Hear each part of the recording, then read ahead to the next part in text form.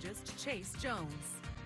Well, how was school, everyone? It was pretty busy for parents, teachers, staff, anyone who had to deal with some of that sort of a soggy start this morning. Now, looking out to the north under some stronger cloud convection, watching it push through the cap and sort of watching that steam kettle effect make its way in from the north. Looks like it's trying to give up just before it gets to the Concho Valley, but seeing some damaging winds over the weekend, so we're on the lookout for some similar conditions. A microburst or quick collapsing storms usually cause it with the downward rushing winds at the surface. Once it sort of runs into the ground, it goes anywhere out in all directions, and that's where we see some of those destructive winds. So I'm still on the lookout for it today. Temperatures over the last 24 hours all the way down into those upper 70s. A good cool down, then a good run at those triple digits, and we're already cooling off.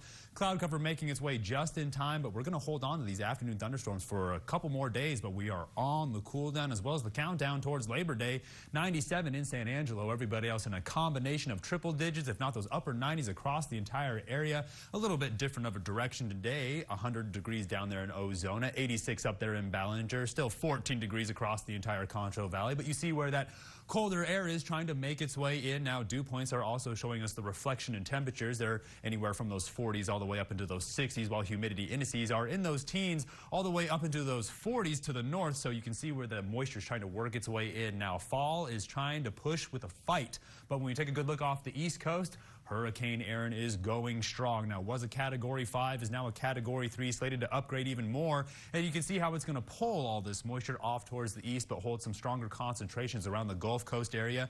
And that's where we're going to continue to see some of this light thunderstorm activity here in the Concho Valley. Now, upper level pattern is going to show you the high pressure completely diminish as that low pressure system, if not a stronger hurricane, makes its way out. But that clears the road for a monster low pressure system to push us all the way down across somewhere around Virginia. And that's going to cool us all the way down into those lower 90s, if not those upper 80s. I promise you, colder air is on the way, and if that one doesn't do it, the next one definitely will. Now, water vapor imagery, look how strong this convection is across the entire central portion of the United States. Getting a better idea of how strong Hurricane Erin is, pushing it off there somewhere around Cuba to the north. Now, severe weather outlook still just targeting the exact same area for about the 7th, if not 8th week in a row.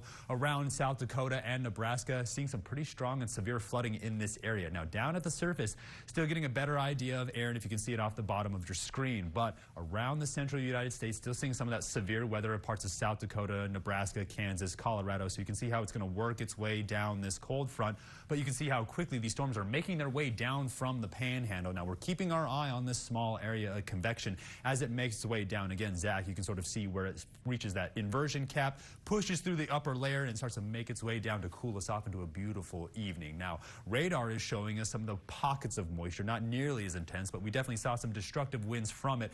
I'm on the lookout to see if it wants to do it again. Now, Futurecast is going to show you how overambitious it is, and then the clear cloud cover is going to clear its way out. Boy, it's already Monday. By tomorrow afternoon, it's going to work its way back in with the maximum daytime heating. We're going to be on the lookout for the hottest part of the day, and that could set off some of those storms, but it will make its way out by Tuesday evening. Again, we're on the recharge, so a lot of the residual moisture will evaporate back up into the atmosphere. By about Wednesday morning, we're going to watch that cold front try to make its way down from the north, and then I run out of data, but you can see how it's sort of targeting the last little area of drought. So tonight, all the way back down into those 70s, but I promise you around 10 o'clock, things are going to clear out. So I'm on the lookout for destructive winds. Then tomorrow, a good run at those triple digits, but I promise you it's cooling down by the afternoon. We're on the lookout for more of those thunderstorms. As we get closer towards Labor Day, we're going to see those temperatures gradually cool down into those mid-90s, mid-70s, but we're going from those lower 70s into those upper 60s, and as we get closer towards the weekend, we're on the countdown. Take a good look. Still holding on to the rain, still holding on to those cooler temperatures, and those overnight lows are in those upper 60s. Stay tuned. I'll the break. You're watching KSAN News at 5.